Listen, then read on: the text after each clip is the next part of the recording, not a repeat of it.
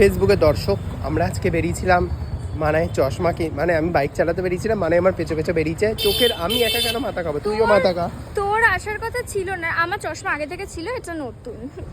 বাবা কি শিখেছিস রে ভাই। যাই হোক, তোর চোখের মাথা আর দেখ, আমি একা মাথা খাইনি, তোরাও খেয়েছিস তাহলে বল। হ্যাঁ, তারপর আমরা কালীঘাট বলছি বলতো, করুণাময়ী মন্দিরে গেলাম, গিয়ে মাথা ঢুকে এলাম, খুব ভিড় দেখে পালিয়ে এসেছি। এখন আমরা যাচ্ছি মিষ্টি খেতে। সোডা আমি খেতে পারবো না, এই ব্লগে এইসব বলিস না। সোডা মোডা তাহলে আমাকে কেলিয়ে দেবে আমার মা। যাই হোক, আমি একটু কফি খাবো, আমি তো সোডা খেতে পারবো না।